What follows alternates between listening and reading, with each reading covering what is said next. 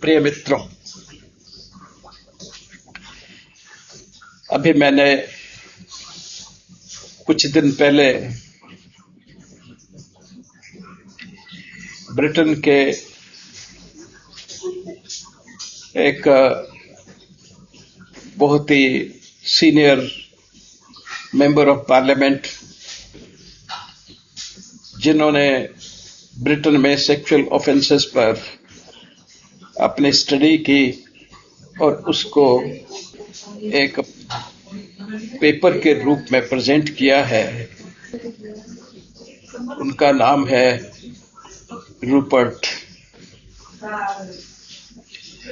Rupert Lowe.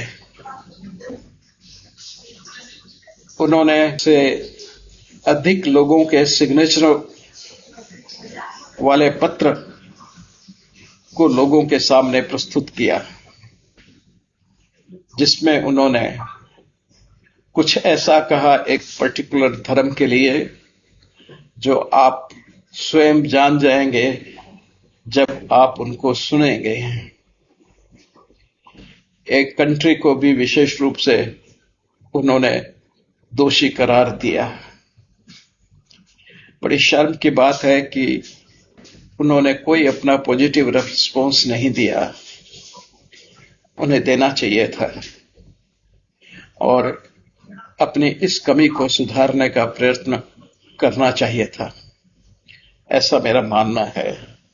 अपनी गलती को मानना ही सबसे श्रेष्ठ होता है और उससे अपना अवलोकन करना कि हमारी कहाँ गलती है, चाहे वो धर्म हो, चाहे एजुकेशन सिस्टम हो, या सामाजिक वैल्यूज हो, या सभ्यता हो, या संस्कृति हो, कहीं ना कुछ गड़बड़ तो है।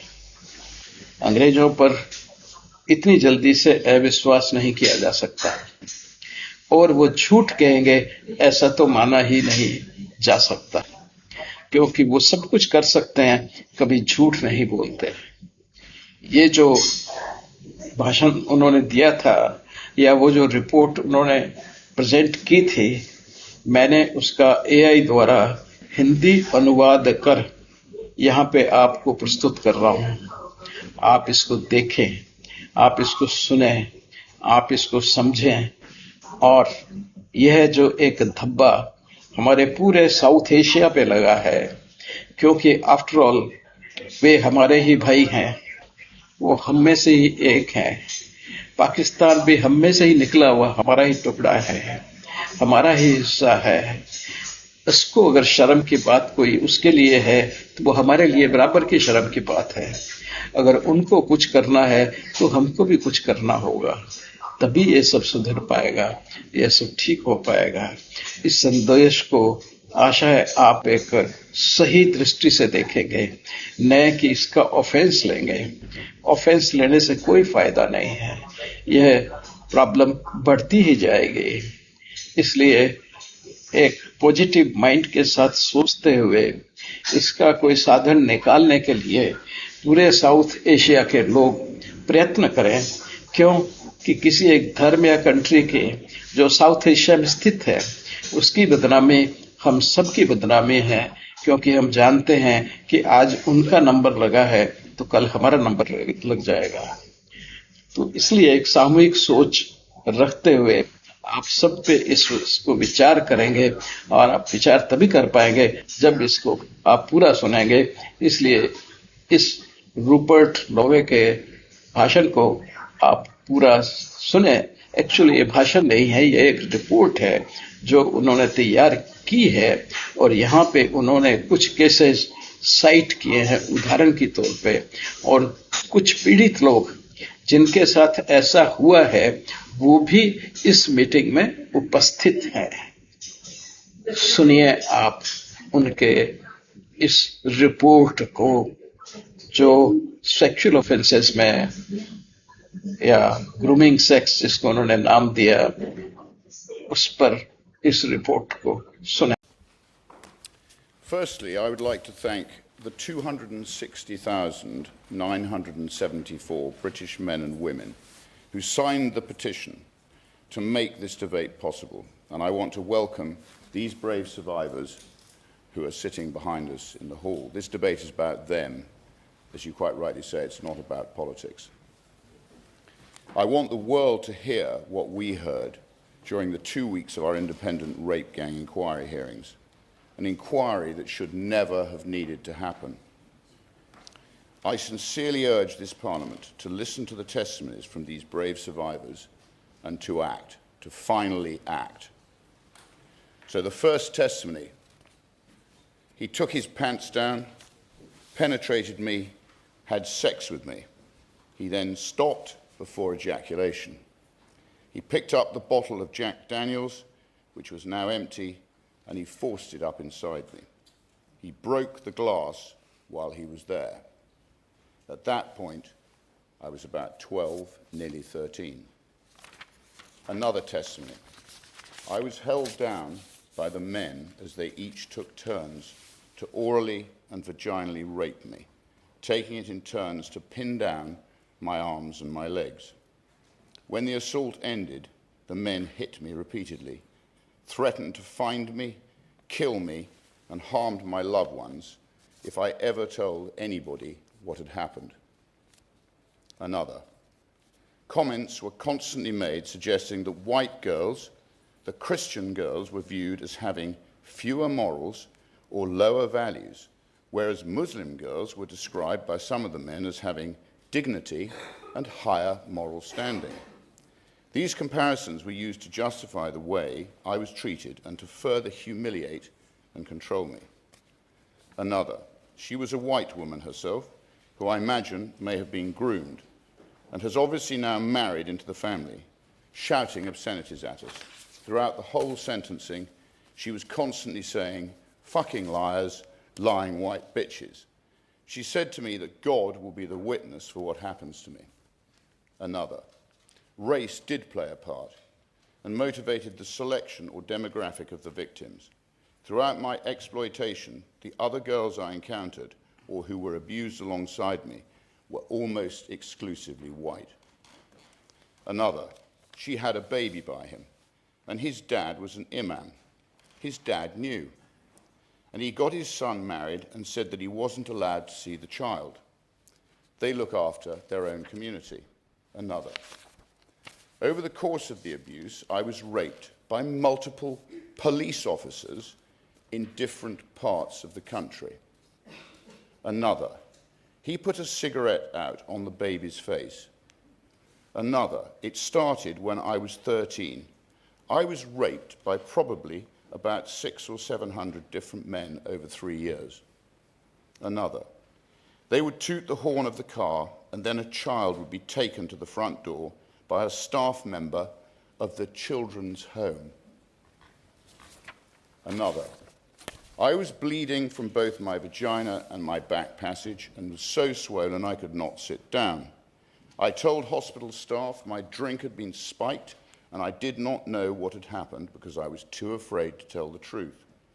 They did not ask any questions. They gave me tablets and discharged me. I was 15 years old. Another: things would escalate around Eid and holidays. Parties got bigger, got worse, got more violent. More people involved, more girls involved. The parties were just bigger. Another: the main clash that I kind of had with the religion side of it was I grew up as a Christian. I would wear my cross because it was something really special to me. It was just used as a way to break me down. They said, "Where is your God now? Has your God forsaken you?" Another: it was all of the white girls in every home that I went to. I remember a man opening the back of a van and I saw 15, 20 girls locked in dog cages. Another: dogs were brought in and I couldn't move at all. I had nowhere to move. I think that was the scariest thing, was not having any concept of it. There were men around me, not horrified, not disgusted, not helping, but filming and laughing, making bets on whether the dog could actually rape me or not. And yes, I was raped by a dog. The man just held my face, stared me down straight in the eyes, and he wanted to see me break, and he did. Another, I just want it to stop and not happen to any other children, and for people to actually act, to do something and stop being so scared. I could continue for hours and hours.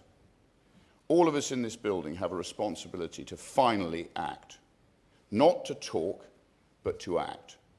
Our Rape Gang Inquiry report will be released in the coming days. It will change Britain for good. Thank you.